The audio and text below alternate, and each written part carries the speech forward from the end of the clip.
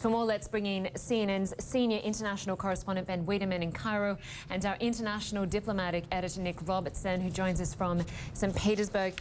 Nick, we'll begin with you. 224 bells rang out to mark each lost soul that was on board that flight. A very somber service today.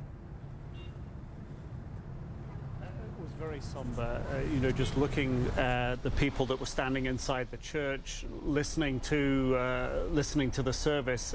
People were just really wrapped in their own sense of grief, their own sense of wondering how and why all this came about, wondering, precisely what brought down the plane.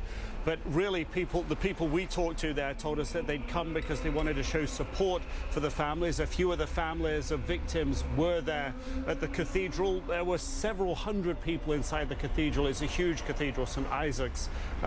It's the largest cathedral here in St Petersburg. At times, though, you sort of felt that the congregation, in a way, in the enormity of the event, the enormity of the space, was somewhat dwarfed. There weren't thousands, but hundreds there, Lynda. Not thousands, but hundreds, and notably absent was the leader of Russia, who's also a native to St Petersburg, President Putin. Yeah, I think that has surprised some people. Indeed, it's in keeping really with the way that he's played his role in this through the week. Generally, people in Russia are used to seeing President Putin leading issues of national gravity and national enormity like this, that he would be out front, he would be seen on television, he would be there involved somehow. But he wasn't here today, and I think that will have some people wondering a little bit why that might have been.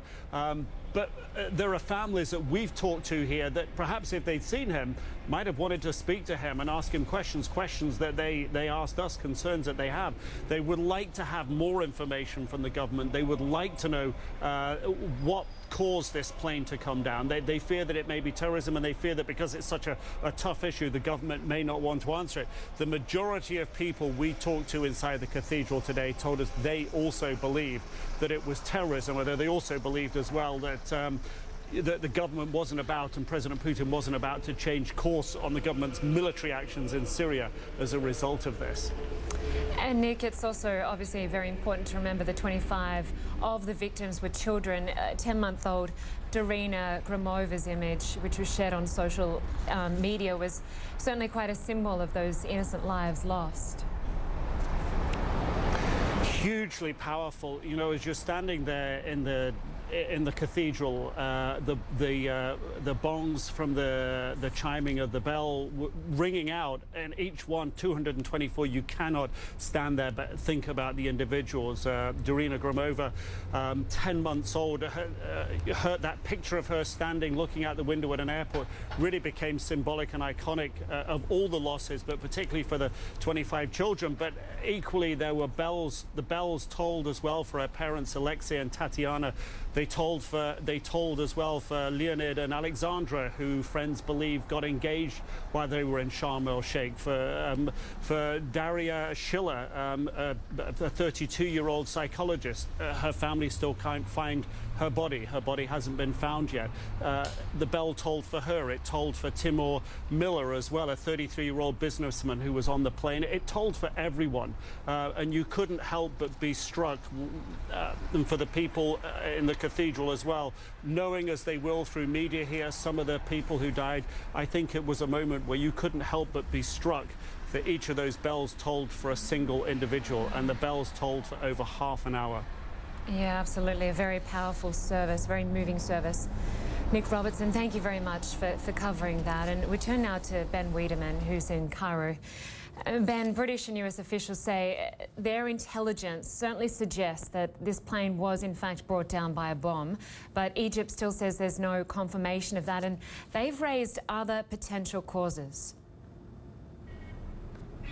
Yes, in fact, a statement was posted by the Egyptian Ministry of Civil Aviation on its Facebook page this afternoon, once more stressing that media reports to the effect that there was a bomb upon the Metrojet airliner are premature, it said, and it continues, the Egyptian officials continue to insist until this investigation has been brought to an end, they will not announce any conclusions. Now, yesterday, the head of that investigation, Ayman Muqaddam, held a press conference where he did provide the kind of details that we haven't had until now. Certainly, for instance, that the flight lasted exactly 24 minutes and 13 seconds, at which point a noise was heard, according to him, that the flight reached an altitude of 30,888 feet, but they are still shying away from any sort of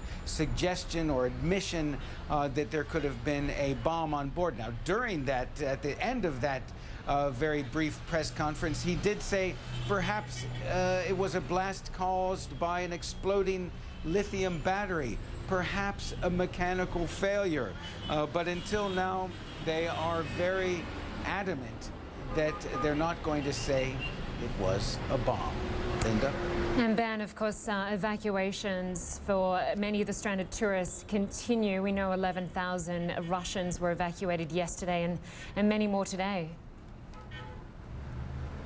Yes, there were 55 Russian aircraft scheduled to fly out of Sharm el-Sheikh today. We don't know what the actual number at this point was, but we know that, for instance, Russian consular officials from Cairo and elsewhere in Egypt, as well as officials from Moscow, did go to Sharm el-Sheikh and Hurghada, another city on the Red Sea coast, to facilitate the departure of Russian nationals. In addition to that, a delegation of Russian airport security experts is coming not only to Sharm el-Sheikh but also to other airports in Cairo to inspect the level of security there.